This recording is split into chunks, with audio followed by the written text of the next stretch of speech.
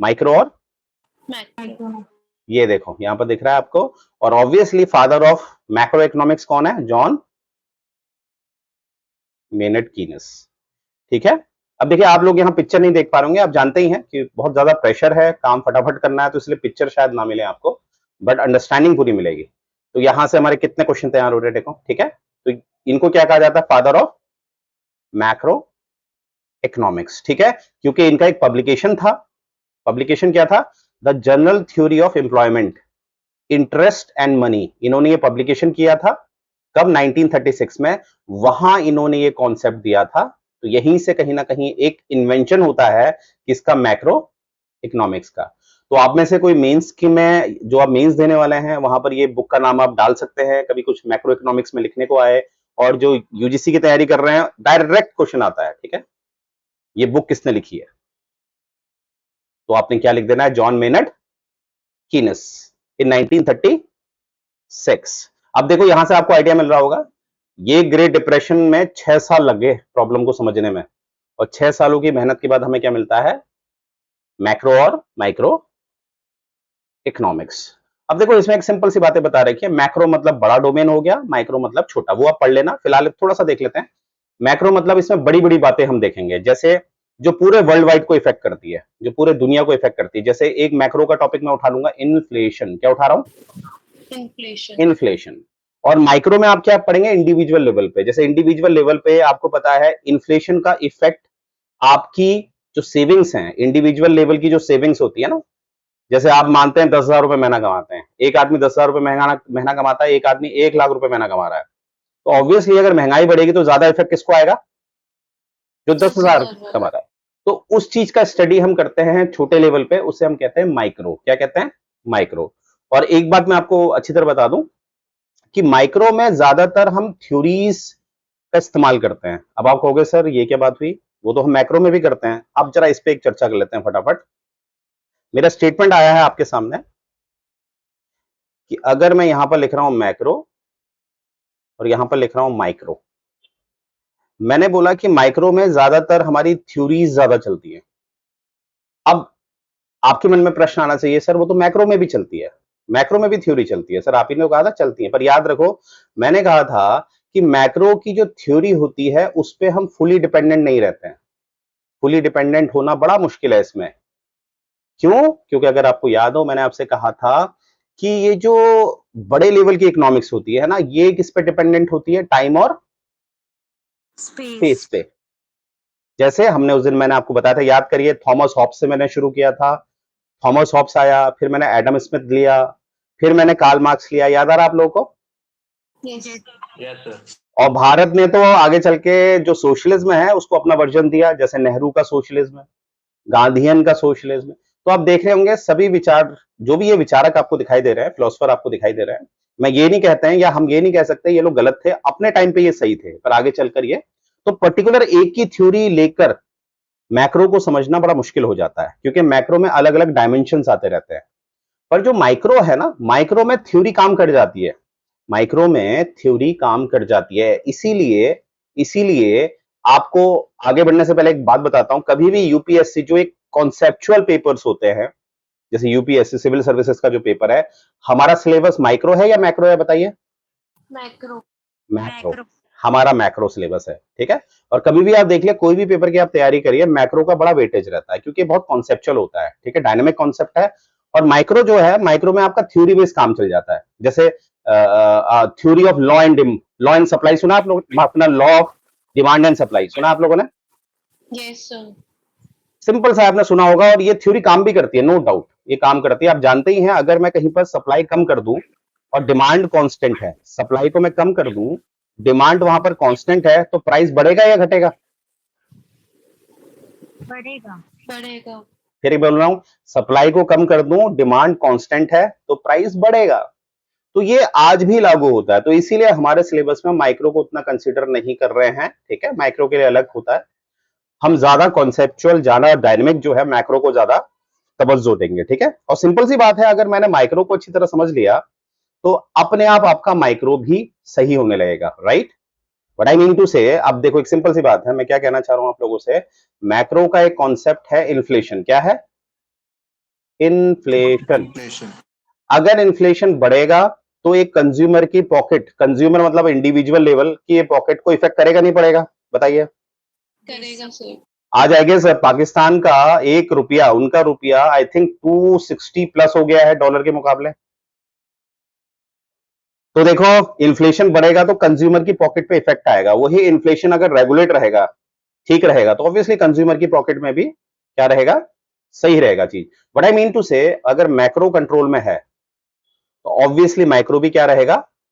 Control में रहेगा। तो इवेंचुअली मैं आपको बस ये समझाना चाह रहा था, जो क्लियर है कि थ्योरीज जो हैं वो माइक्रो में अच्छे लेवल पे काम करती हैं। आज भी law of demand and supply पढ़ाया जाता है वगैरह वगैरह, और मैक्रो में हमें जरा ध्यान से नए नए चीजों को समझना पड़ता है, ठीक है? इसलिए हमारा सिलेबस क्या है? मैक्रो।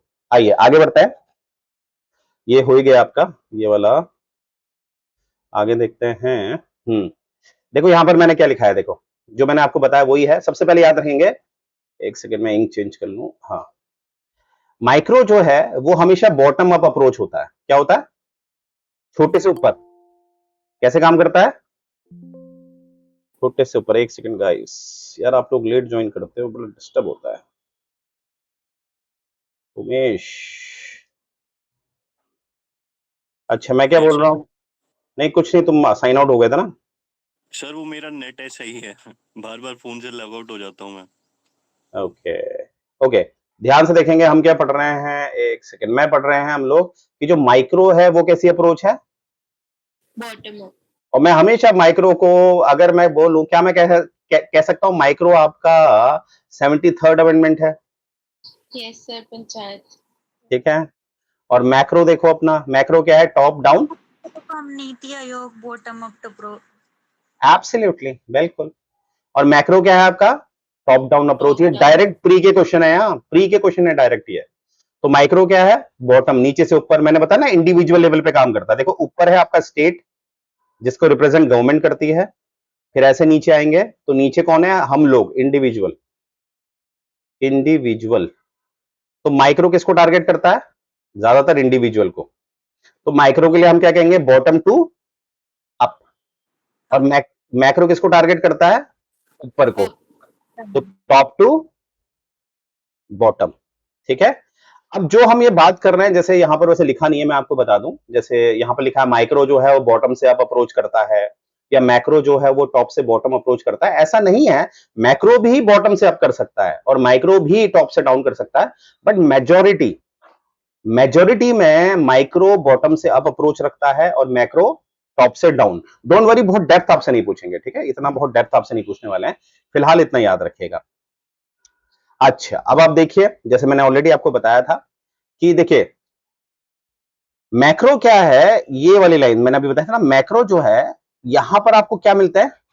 डायनेमिक्स ऑफ, एक डायनेमिक्स यहां पर मिलते हैं किसके? अगर यहां पर एक पर्टिकुलर टॉपिक लेते हैं, इन्फ्लेशन एंड ग्रोथ के। अब देखो इन्फ्लेशन जो है, महंगाई जो है, उसके एक कारण नहीं हो सकता। इसका कारण टाइम एंड स्पेस डिपेंडेंट है, इसका भी कारण। क्योंकि देखो महंगाई बढ़ने का एक कारण नहीं हो सकता, महंगाई बढ़ने के बड़े कारण हो सकते हैं। जैसे दो रीजन हम देख लेते हैं। पहला रीजन है कि भैया क्या है, कि भैया ऐसा है कि वॉर छिड़ गई है, जो आजकल सिचुएशन चल रही है, वॉर छिड़ गई है। तो ऑब्वियसली होगा क्या? वॉर के समय पे प्रोडक्शन थोड़ा डाउन हो जाएगा। गवर्नमेंट क्या करती है? अपना फंडिंग ज्यादा वो मिलिट्री की तरफ कर देती है, तो प्रोडक्शन क्या हो जाता है? कम हो जाता है। यस और नो? और प्रोडक्शन कम होगा, और मैंने कहा आपकी देश की पॉपुलेशन तो उतनी ही रहेगी ना, तो डिमांड कांस्टेंट है। डिमांड क्या है? कांस्टेंट। प्रोडक्शन कम मतलब सप्लाई कम, डिमांड वही कांस्टेंट है, तो प्राइस क्या होंगे? बढ़ेंगे। अभी देखिए पाकिस्तान को, आज मैं देख रहा था, देखिए क्या हालत हो गई है, बहुत बुरे हाल हो गए वहां पर, राइट? इमरजेंसी दिखा रहे हैं वो लोग, क्योंकि पानी छोड़ दिया गया है। अभी देखते रहिए, इस चीज को आप एनालाइज करते रहिएगा, जो भी मैं पढ़ा रहा हूँ। इकोनॉमिक्स बड़ा इंटरेस्टिंग है।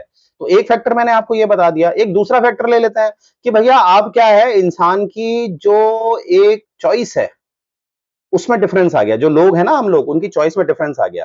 कैसे? अब हम लोग ज्यादा डिमांड कर रहे हैं इलेक्ट्रॉनिक गैजेट्स की। किसकी? इलेक्ट्रॉनिक गैजेट्स की। और आपको ये भी पता होगा जब किसी पर्टिकुलर कमोडिटी की डिमांड बहुत ज्यादा बढ़ रही है, किसी पर्टिकुलर कमोडिटी, यहां पर हम आईफोन रख देते हैं। पहले से आप जानते हैं आईफोन होना बहुत बड़ी बात होती थी और हर किसी के पास दिखता भी नहीं था, और आज के समय पे देखो छोटे छोटे बच्चों के पास भी आपको आईफोन दिख रहा है। तो मुझे बताइए, एक पर्टिकुलर कमोडिटी आईफोन है, उसकी एक हमारी मानसिकता ये हो गई कि आईफोन चाहिए, तो डिमांड बढ़ गई है, तो आईफोन को पता चल गया, इस प्रोडक्ट को पता चल गया कि मेरी डिमांड बढ़ रही है, तो ये क्या करेगा, अपना प्राइस कम रखेगा या ज्यादा रखेगा? ज्यादा। ये प्राइस बढ़ा देगा। तो व्हाट आई मीन टू से, ऐसी भतेरे हम निकाल सकते हैं फैक्टर। ये तो मैंने दो दिखा दिया आपको समझाने के लिए कि भैया एक इन्फ्लेशन बढ़ने के लिए एक फैक्टर नहीं होता, इसमें बहुत फैक्टर होते हैं यार। तो इसीलिए यहां पर एक वर्ड हम डालते हैं डायनेमिक्स। क्या डालते हैं? डायनेमिक्स। तो इसीलिए इसमें पर्टिकुलर थ्योरी काम नहीं कर पाती है, पर्टिकुलर थ्योरी काम नहीं कर पाती है किसमें? हमारे मैक्रो लेवल पे, राइट। आगे देखो कितना इंटरेस्टिंग पॉइंट हमें दिखता है। जैसे यहां पर मैंने दिखा दिया आपको, राइज इन इन्फ्लेशन कहां का है? ये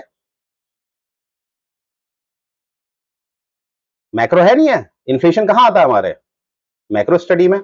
और इससे जो हमारे कंज्यूमर पे इफेक्ट आएगा, कंज्यूमर को ज्यादा पैसा पे करना पड़ेगा, तो ये हमारा कैसा इफेक्ट हो गया? Micro effect. Got it? चलिए आगे देखते हैं, आगे क्या हमें दिखता है। अब यहां पर एक बात उठाई जा रही है, हमारे रमेश सिंह जी एक बात हमें बता रहे हैं, ठीक है, कि भैया ऐसा है कि जो माइक्रो और मैक्रो है, ठीक है, तो यहां पर क्या लिखा है देखो, micro theory evolve from the theories.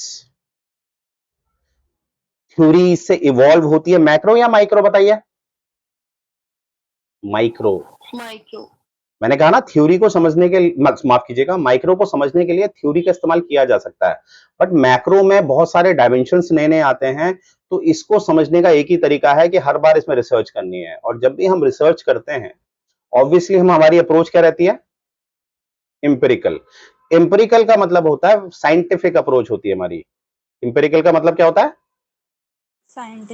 Scientific approach. बार बार हम R&D करेंगे, और साइंटिफिक अप्रोच का मतलब सिंपल सा होता है कि हम उसी पे विश्वास करेंगे जो हमारे सेंसेस एक्सेप्ट करेंगे। विज्ञान क्या है?